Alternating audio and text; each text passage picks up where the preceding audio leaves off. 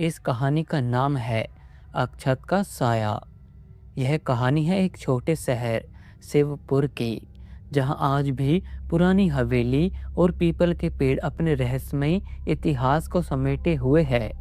आगे की कहानी मैं आपको अपनी मुँह जुबानी सुनाता हूँ। मेरा नाम समीर है और मेरी ज़िंदगी हमेशा से सामान्य रही थी, जब तक कि वह भयानक घटना नहीं हुई। यह सब शुरू हुआ जब मेरे बड़े भाई और भाभी का एक भयानक कार एक्सीडेंट हुआ और वे हमें हमेशा के लिए छोड़ गए। वे अपने पीछे छोड़ गए उनका 5 साल का बेटा, जिसका नाम अक्षत था।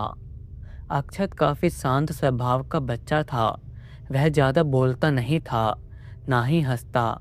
उसकी आंखों में एक अजीब सी उदासी थी, जो किसी भी बच्चे में देखना दिल दहला देने वाला होता है। मेरे माता पिता और मैं, हम सभी उसे प्यार और देखभाल देने की पूरी कोशिश करते थे, ताकि वह अपने माता पिता के जाने के गम से बाहर आ सके। शुरुआती दिनों में सब कुछ ठीक था। वह चुपचाप हमारे साथ रहता था, खाना खाता और सो जाता। लेकिन धीरे धीरे कुछ अजीब बातें होने लगी। पहली घटना तब हुई जब हम रात का खाना खा रहे थे। अक्षत अपनी कुर्सी पर बैठा था और अचानक उसने अपनी प्लेट से नजरें हटाकर एक खाली कोने की तरफ देखना शुरू कर दिया। उसकी आंखें पूरी तरह से स्थिर थी, जैसे वह किसी अदृश्य व्यक्ति को देख रहा हो। क्या हुआ बेटा? मेरी माँ ने पूछा। उसने कोई जवाब नहीं दिया, बस उसी तरफ देखता रहा। मेरे पिताजी ने उसकी नज़र का पीछा किया और पूछा, वहाँ कौन है अक्षत? अक्षत ने अपनी छोटी उंगली से इशारा किया और बोला, दादी।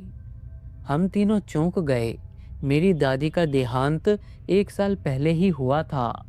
मेरी माँ ने घबराते हुए कहा, अक्षत वहाँ कोई नहीं है। लेकिन अक्षत ने अपनी छोटी सी आवाज़ में कहा, वह यहाँ बैठी है, वे मुझे देख रही है। हमें लगा कि शायद वह अपने माता पिता की मौत से हुए सदमे के कारण ऐसा कर रहा है। हमने उस बात को नज़रअंदाज कर दिया, लेकिन यह सिलसिला रुकने का नाम नहीं ले रहा था। अगले दिन मैं अक्षत के कमरे में गया। वह अपनी गुड़िया और खिलौने के बीच बैठा था।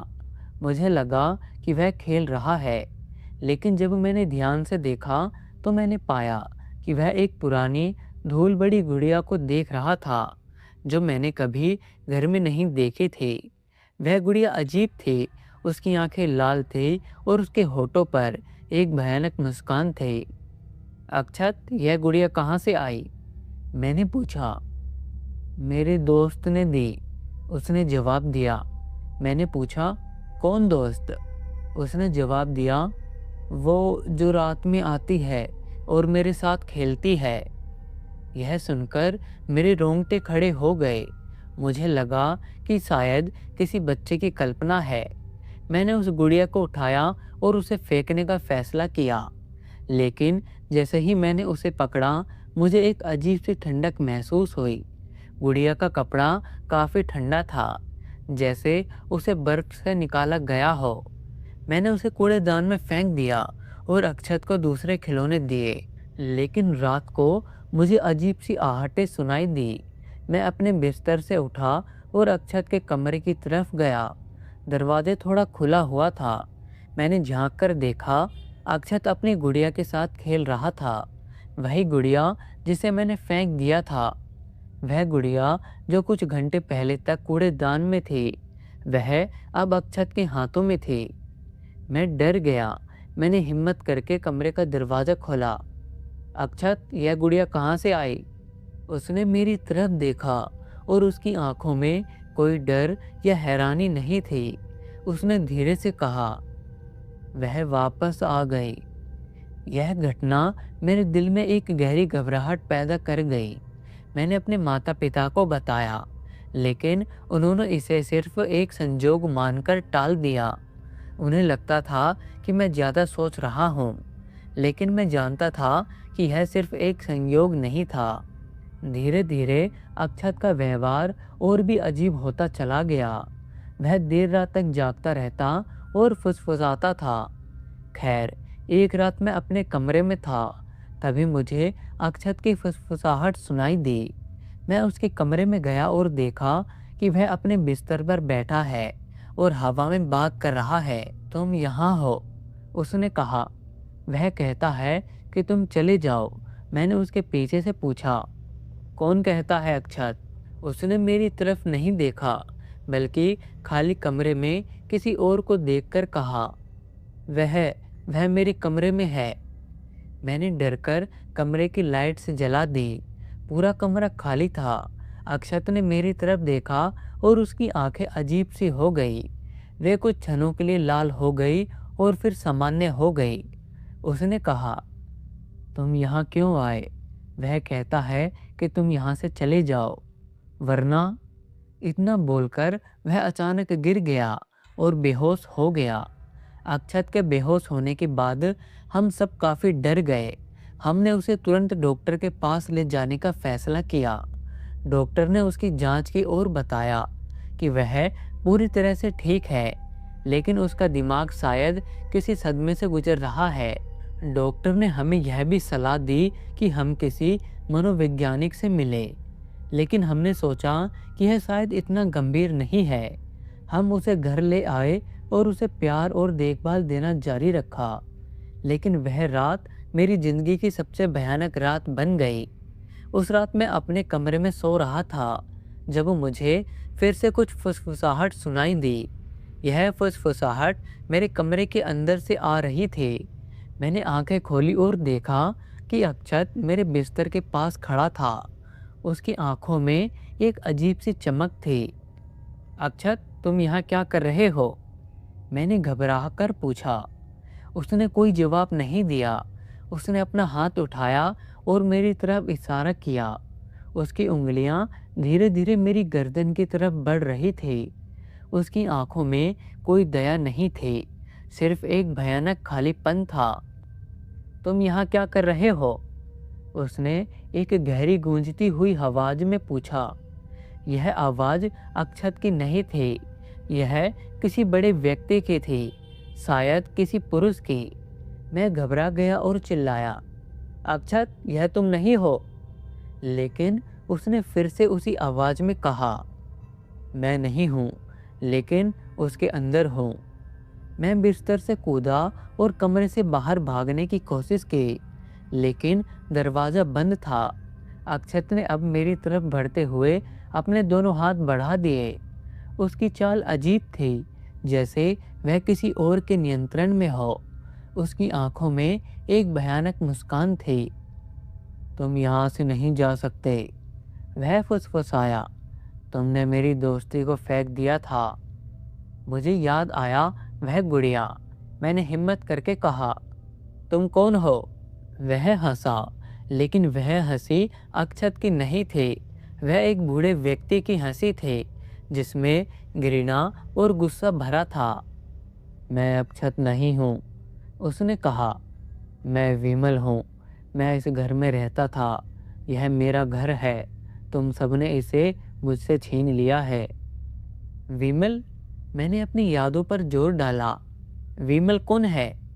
उसने कहा, मैं यहाँ का मालिक था। तुमने मेरे परिवार को मार डाला और मुझे भी। मुझे कुछ समझ नहीं आया। मुझे याद आया कि इस हवेली का पुराना मालिक विमल था, जो कई साल पहले एक आग में जलकर मर गया था। लेकिन इसका हमारे परिवार से क्या लेना देना? तभी अचानक मेरे दिमाग में एक अजीब सी बात गूंजी। हमारे परिवार ने यह घर एक पुराने ट्रस्ट से खरीदा था। ट्रस्ट ने हमें बताया था कि यहाँ का पुराना मालिक विमल एक आग में मारा गया था और उसके परिवार का कोई वारिस भी नहीं था। तभी वह बोला, यह झूठ है। वह गूंजती हुई आवाज बोली, तुमने मेरे घर पर कब्जा कर लिया। तुमने मुझे धोखा दिया।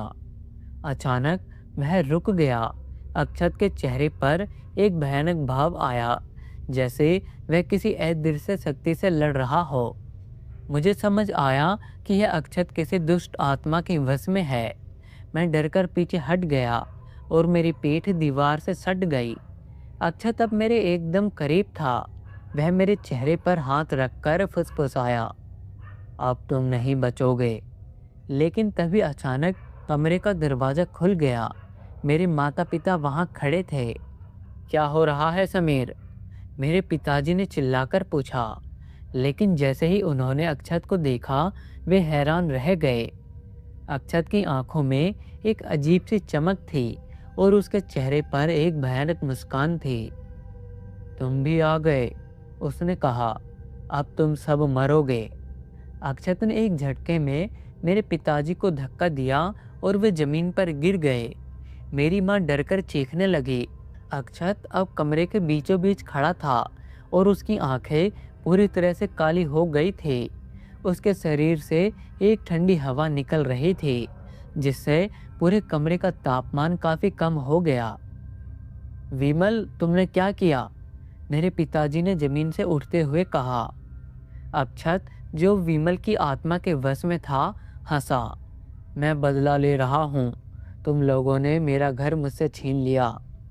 यह घर हमने खरीदा था। यह घर हमने खरीदा था, मेरी माँ ने रोते हुए कहा। वह ट्रस्ट झूठ बोलता था, वह चिल्लाया। मैंने अपनी सारी जायदाद उस ट्रस्ट को दान कर दी थी, इस शर्त पर कि वे मेरे परिवार की कब्रों की देखभाल करेंगे और किसी को भी इस हवेली में नहीं रहने देंगे। लेकिन उन्होंने धोखा दिया और उसे बेच दिया। यह सुनकर हम सब सन्न रह गए। हमें नहीं पता था कि यह हवेली एक ऐसी दुखद कहानी से जुड़ी हुई है। तभी अचानक अक्षत ने अपने हाथ उठाए और कमरे की चीजें हवा में तैरने लगी। खिड़कियों के शीशे अपने आप टूट गए। कमरे में तेज हवा चलने लगी। अब तुम लोग इस घर को कभी नहीं छोड़ पाओगे, वह हंसा। मैंने अपने पिताजी को देखा। वे अक्षत की इन हालत को देखकर काफी दुखी थे। हमें क्या करना चाहिए? मेरी माँ ने डरकर पूछा। हमें किसी जानकार व्यक्ति की मदद लेनी होगी, मेरे पिताजी ने कहा। लेकिन तब तक बहुत देर हो चुकी थी। अक्षत ने हमारे सामने खड़ा होकर हमें धमकी दी। अब मैं तुम लोगों को इस घर से बाहर जाने नहीं दूंगा। वह एक राक्षसी हंसी के साथ हम पर हमला करने के लिए दौड़ा। मैंने अपने पिताजी को उठाया और हम तीनों भागकर कमरे से बाहर आ गए। हम सीढ़ियों से नीचे भागे, लेकिन जैसे ही हम नीचे पहुंचे, मुख्य दरवाजा अपने आप बंद हो गया। मैंने मुड़कर देखा, अक्षत अब हमारे पीछे था। उसकी आंखों में सिर्फ नफरत थी। उसने एक अजीब सी शक्ति से मुझे दीवार की तरफ धक्का दिया। मेरे सिर में चोट लगी और मैं जमीन पर गिर गया। तभी अचानक मेरी माँ ने हिम्मत जुटाई और बोली, विमल, अक्षत एक निर्दोष बच्चा है, तुम उसे क्यों तकलीफ दे रहे हो? अक्षत, जो विमल की आत्मा के वश में था, हंसा। मुझे एक शरीर चाहिए था। यह बच्चा कमजोर है और आसानी से वश में आ सकता है। तुम्हें क्या चाहिए? मेरे पिताजी ने चिल्लाकर पूछा। मुझे यह घर वापस चाहिए, वह चिल्लाया। तुम लोग यहाँ से चले जाओ अभी, वरना मैं तुम सबको मार डालूंगा। मेरे पिताजी ने कहा। हम चले जाएंगे, हम सबको छोड़ देंगे, लेकिन तुम अक्षत को छोड़ दो। विमल की आत्मा और अक्षत के बीच एक लड़ाई शुरू हो गई। अक्षत का शरीर बुरी तरह से कांपने लगा, लेकिन तभी मेरी माँ ने एक पुरानी किताब उठाई जो शेल्फ पर रखी थी। वह किताब एक पुरानी धार्मिक पुस्तक थी जो हमें पुरानी हवेली से ही मिली थी। मेरी माँ ने उस किताब को खोला और एक श्लोक पढ़ना शुरू किया। जैसे ही उन्होंने श्लोक पढ़ा, अक्षत के शरीर पर एक अजीब सी चमक दिखाई दी। विमल की आत्मा दर्द में चिल्लाने लगी। मेरी माँ ने श्लोक पढ़ना जारी रखा। अक्षत का शरीर अब बुरी तरह से हिल रहा था, जैसे वह दो शक्तियों के बीच फंसा हो। तभी एक भयानक चीख के साथ अक्षत का शरीर जमीन पर गिर गया। उसके शरीर से एक काली छाया निकली और वह हवेली की दीवारों में समा गई। कुछ क्षणों के लिए सब कुछ शांत हो गया। हमने डरकर अक्षत को उठाया। वह बेहोश था, लेकिन उसका चेहरा अब शांत था। उसकी आंखों में कोई काली छाया नहीं थी। सिर्फ एक मासूमियत थे। उस रात के बाद हमने उस हवेली में किसी अजीब घटना का अनुभव नहीं किया। हमने अगले ही दिन उस ट्रस्ट से संपर्क किया और उस पूरी घटना के बारे में बताया। उन्होंने हमें बताया कि वह हवेली वास्तव में विमल के परिवार के थे और ट्रस्ट ने लालच में आकर इसे बेच दिया था। हमने उस ट्रस्ट से कहा कि हम विमल के परिवार की कब्रों की देखभाल करेंगे और हम इस हवेली को कभी नहीं बेचेंगे। हम जानते थे कि यह हमारा नया घर है, लेकिन यह विमल के परिवार का भी घर है। आज अक्षत एक सामान्य बच्चा है। वह हंसता है, खेलता है और बातें करता है, लेकिन जब भी वह किसी पुरानी गुड़िया को देखता है तो उसकी आंखों में एक अजीब सी चमक आ जाती है। हम जानते हैं कि वह आज भी अक्षत है, लेकिन उस रात का साया कभी-कभी हमारे दिल में रहता है, जिससे हम और भी डर जाते हैं। तो दोस्तों, इस कहानी में इतना ही।